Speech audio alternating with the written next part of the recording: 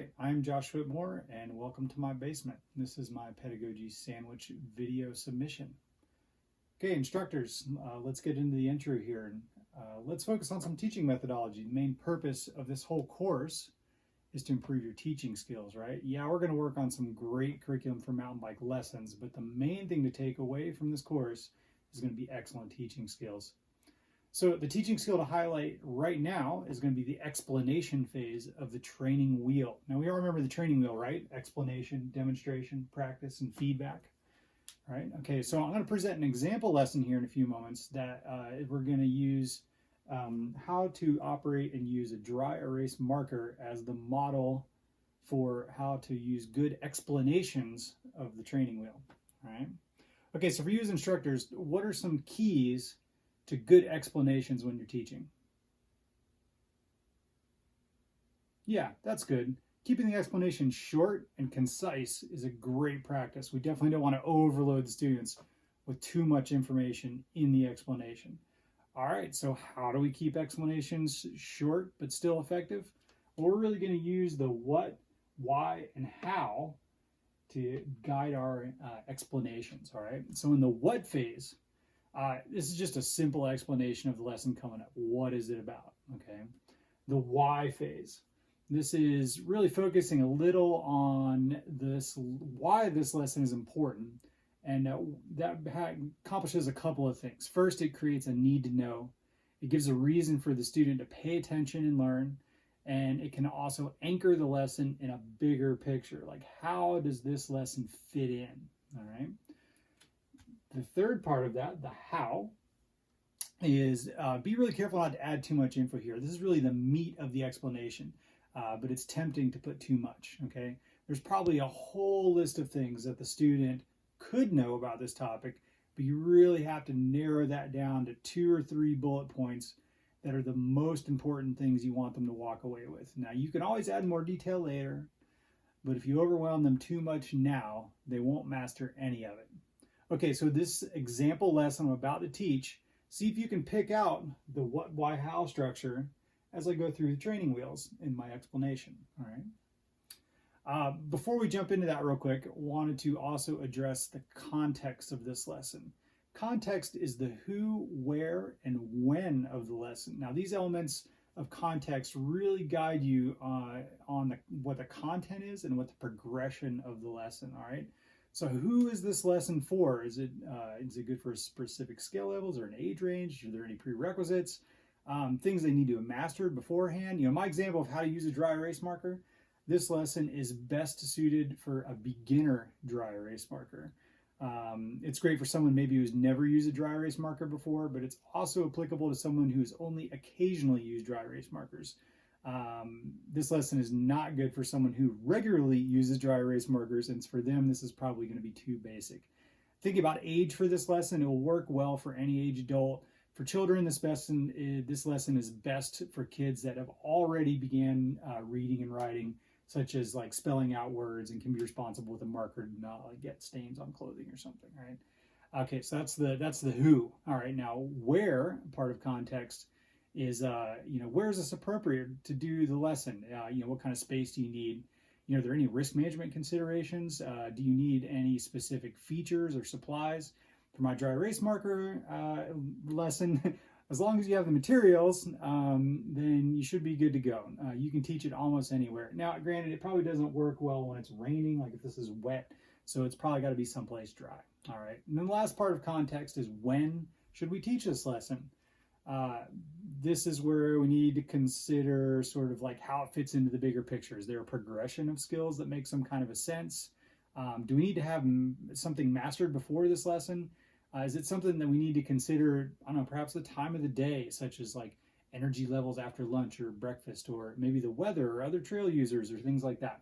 So for my example lesson, you can really teach this lesson anytime, day or night, as long as the students have enough energy to follow along for the duration of the lesson. So that's a little bit about context. So getting the lesson context is really important. Let me ask you, what kind of questions, what kind of consequences could there be of not addressing the who, where, and when of the context?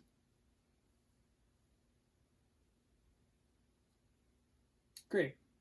Okay, let's go ahead and jump into my example lesson. Now remember, I want you to focus on the explanation phase of our training wheel and see if you can pick out that what, why, and how of each training wheel. Okay, so students, welcome to my lesson on how to use a dry erase marker. So why do you need a lesson on how to use a dry erase marker? Well, it's a pretty magical tool, really, but if you don't use it properly, it could dry out and become unusable pretty quickly. So there's a few tips here that are going to help you use the dry marker easily also, because no one wants a difficult time using a dry erase marker, right? Okay, so how do we use the dry erase marker properly? Well, let's break it into a few steps, okay? The first step is going to be to cover how to operate the cap and prep the marker for writing. Okay, the second step is going to be we're going to cover how to write and erase with the dry erase marker. And the third step, we're going to cover how to put away and store the marker for long-term use. Okay. Okay, so what's the first step? This is about operating the cap and prepping the marker for use. So why is this important? Well, once you remove the cap, it's a very small object that could easily be lost. And if you lose the cap, the marker is going to dry out pretty quickly and it's no longer going to be usable. Okay, so how do we do this? All right, well, you're going to grasp the marker with one hand. You're going to use the other hand to remove the cap. And you're going to store the cap by docking it in the back of the marker. Okay, here's a demonstration.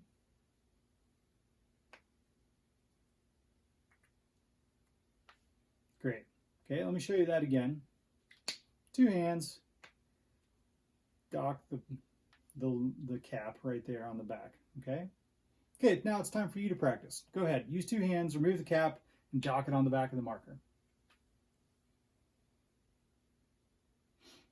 Great, here's a little bit of feedback for you. I noticed that a few of you are having trouble getting the cap off, especially if it's been on there for a long time, or maybe it's put on really tight.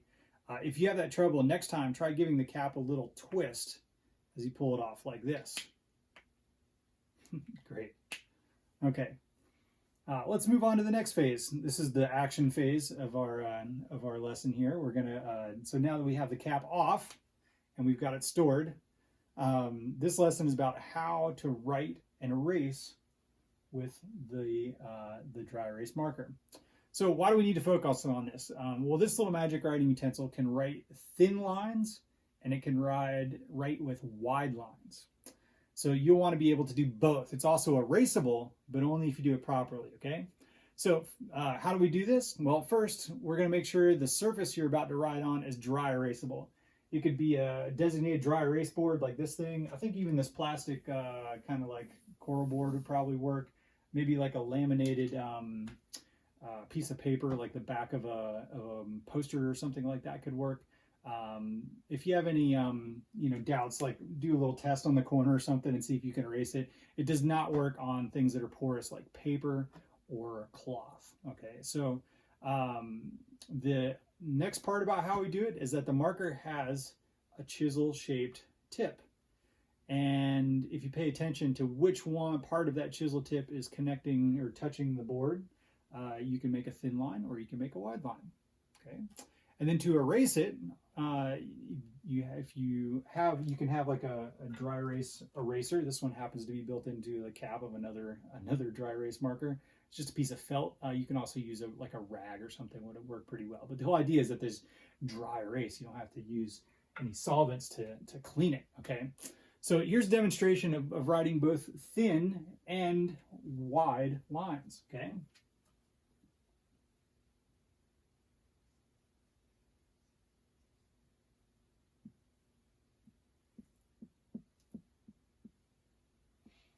Great.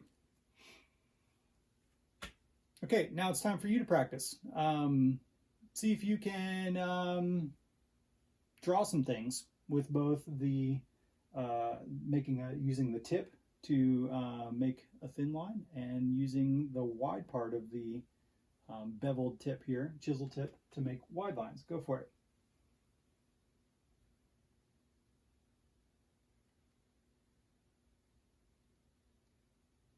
Great. I have a bit of feedback for you here. I noticed that a couple of you are having trouble making the wide lines consistently wide, especially when you're changing directions.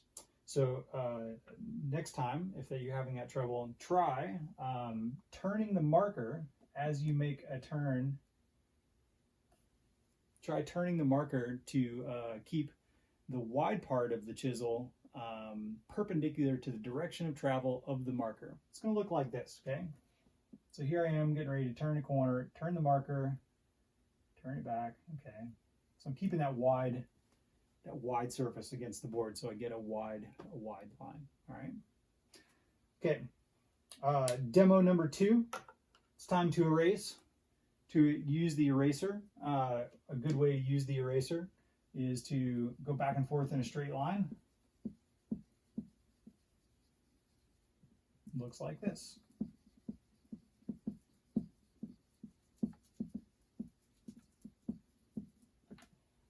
Great. Let's give that a try. Go ahead and erase the things that you've already done.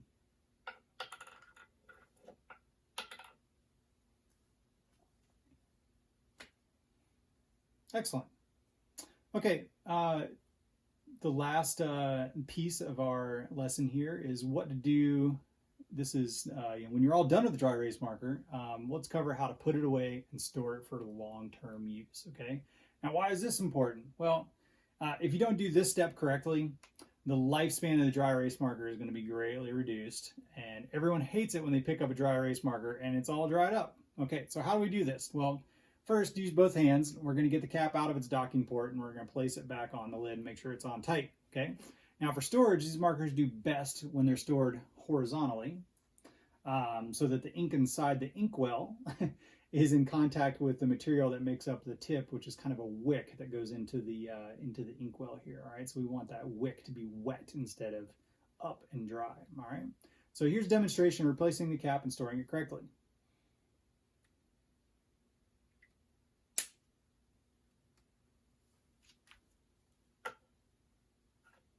Okay, good. So did you see that? 2 hands, replace the lid, make sure it's on tight, store it horizontally, okay? Now, it's time for you to practice. Go for it.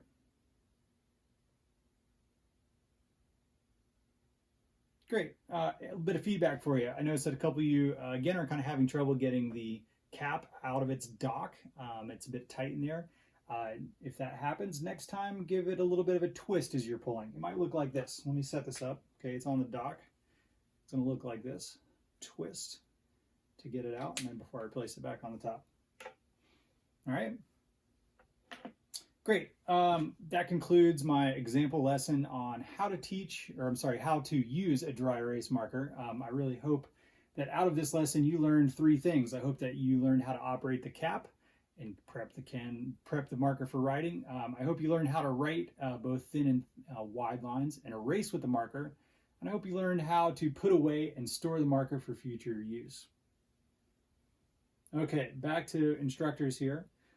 Time to review my example lesson of how to use the dry erase marker. Let's think about the lesson structure before we talk about the content. All right, so before my lesson, we said we wanted to focus on the explanation phase of the training wheel and really focus on using the what, why, and how of using that method of explanations. All right. So were you able to pick out the what, why, and how that I incorporated into each of my training wheels? Great. What did you really like about using that structure? Yeah, it really does simplify the explanation, doesn't it? Yeah, it helps us as instructors to have a framework to provide just enough info for our explanations to be effective, and it really helps us avoid those long drawn out explanations that drone on and on and on. And we really just need to get the key points in there and then move on to the practice, because a lot of the magic happens in the practice, right, in the feedback. So I'm going to get to that pretty quickly. Also, did you notice that I tried to keep the explanation and the demonstration separate? Yeah, I was pointing at a few things while I was talking, but I wasn't actually doing the thing while I was talking about it, all right? So why do you think that's important, to have separation of the explanation and the demonstration phase of your training wheel? Yeah, you got it. It really helps a student to focus on one thing at a time more completely. it helps them understand it better. Now, if you try to explain it, while you're demoing it at the same time, the students are going to be easily distracted and could miss critical information. And I find that it might be tempting to try to do both at the same time to sort of save time, like to get to the demonstrator, or sorry, to get to the practice more quickly. I tend to sort of be a visual learner, so I tend to want to incorporate the demo a lot while I'm talking, but I really need to force myself to separate those things and keep them separate.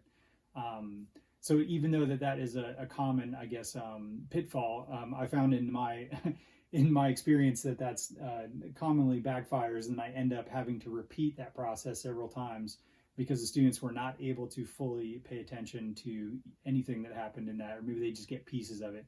They're able to get it a lot more completely and quicker if you separate the explanation from the demonstration. All right. So thinking back to the how part of my example lessons, how well did I do at keeping it to 2 or 3 bullet points? Yeah, no, I've got a habit of rambling a bit, but it's really tough for me, and it's going to be tough for you too, to try to reduce it to as few words as possible. Make it very simple to get the point of those simple points across. All right. So a great pro tip here is to think about the end result first, and then work backwards when you're trying to figure out what to include in the what, why, and how, and especially those 2 or 3 key bullet points in the how section. So one of the things I like to do is to think about, well, what do I want the students to really take away? Like down the road, what do I want them to remember? So let's say in an hour or so, you ask them, what are 2 or 3 things that they learned in the lesson? What would be most helpful for them to remember? You can use that type of thinking to help you design the how portion of your explanation, like kind of reverse engineer it. So that works pretty well. Okay, so let's think a little bit about the content of my example lesson. So, I said a common mistake is try to make it too much, make each training wheel too complicated, like put too much information into each training wheel. And so you're really much better off breaking it down into smaller steps and keeping it more simple. And that way you can really focus on each step completely. And even if it's a really simple step, you can run through that training wheel pretty quickly and move on to another one, and at least be assured that the students have good proficiency with that training wheel, even though they moved it through it pretty quickly and simply. So my example lesson, how did I break it down into key steps? What were the 3 main training wheels that I took you through? Yeah, good. The first was, using the cap and prepping the marker for writing. The second was how to write and how to erase. And the third was how to put away and store the marker. Now, can you notice how those were in sort of operational order? And would that have made sense if I started with how to write first? I mean, that's the kind of the money part of using a dry erase marker is the writing part, right? Like, why don't we start there? Well, we did that. Maybe we would have missed out on the cap and how to dock it, and maybe we would have lost the cap, and that was the whole point of it. So, so that's when we got to think about how to order our lessons appropriately in small steps so they make sense.